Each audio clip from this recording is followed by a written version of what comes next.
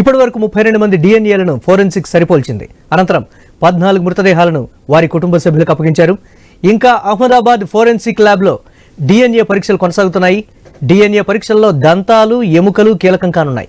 ఎందుకంటే పేలుడుతో 1000 డిగ్రీల ఉష్ణోగ్రతలో మృతదేహాలు మాంసపు ముద్దలుగా మారిపోయాయి. ఒక్కో డిఎన్ఏ పరీక్ష కోసం 26 నుంచి 48 గంటల సమయం పడుతోంది.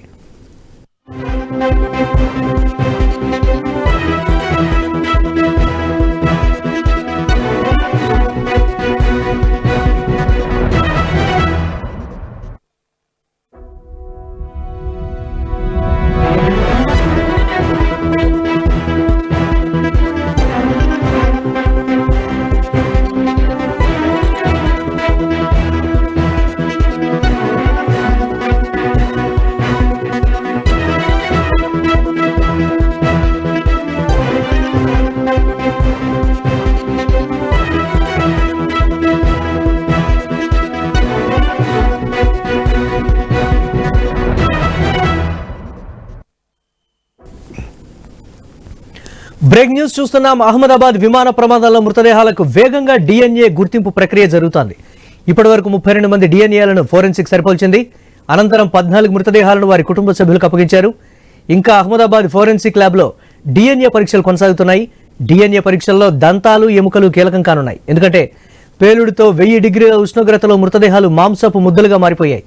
ఒక్కో డిఎన్ఏ పరీక్ష కోసం 26 నుంచి 48 గంటల సమయం పడుతోంది. దీనిపై మరిన్ని అప్డేట్స్ మా కరెస్పాండెంట్ స్వామి అందిస్తారు. స్వామి, మురళి, అహ్మదాబాద్ విమాన ప్రమాదంలో చనిపోయినటువంటి మృతులకు సంబంధించిన మృతదేహాలు గుర్తుపట్టలేనంతగా కాలిపోయాయి. చాలా చోట మాంస ముద్దలుగా మారడంతో కూడా వాటిని గుర్తించడం కోసం ఒకవైపు కేంద్ర రాష్ట్ర ప్రభుత్వాలు సంయుక్తంగా పెద్ద ఎత్తున డిఎన్ఏ పరీక్షలు నిర్వహిస్తున్నాయి. అహ్మదాబాద్ లోని అక్కడనే ప్రత్యేక ల్యాబ్ ఏర్పాటు చేసి చనిపోయినటువంటి మృతుల బంధువుల నుంచి నమూనాలు సేకరించి డిఎన్ఏ పరీక్షలు చేస్తున్నారు. ఇప్పటికీ దాదాపుగా 30 మందికి పైగా వారి శవాలను గుర్తించడం తెలుస్తుంది. ఆ కుటుంబ సభ్యుల డిఎన్ఏ నమూనా, శవాల డిఎన్ఏ నమూనాను వాళ్ళంతా కూడా ఓకే అయిన తర్వాతనే ఆ శవాలను ఆయా కుటుంబ సభ్యులకు అందజేస్తున్నారు. ఇప్పటికే గుజరాత్ మాజీ ముఖ్యమంత్రి విజయ్ రూపానికి సంబంధించినటువంటి శవం కూడా ఆయన పార్థివ దేహాన్ని కూడా గుర్తించినట్లే తెలుస్తుంది. ఆయన కుటుంబ సభ్యులకు అందజేయన్నారు. ఆ శవ సంబంధించిన ఏర్పాట్లన్నింటి కూడా శవదహన ఏర్పాట్లన్నీ కూడా రాజ్కోట్ లో రాష్ట్ర ప్రభుత్వ ఆధ్వర్యంలో అధికార లాంఛనాలతో నిర్వహించబోతున్నారు. దీనికి సంబంధించి కూడా ఈ రోజు మేజర్ అప్డేట్ వచ్చింది. ప్రధానంగా ఒకవైపు జరుగుతున్నటువంటి పరిణామాల్లో ఇప్పటికే 270 మందికి పైగా చనిపోయారు. ఇందులో ఆ విమానంలో ప్రయాణిస్తులతో పాటు స్థానికంగా ఉన్నటువంటి జేబీ మెడికల్ కాలేజీ విద్యార్థులు, అదేవిధంగా స్థానికంగా కొంతమంది నివాసితులు కూడా ఈ ప్రమాదంలో మొత్తం కాలిపోయి చనిపోయారు.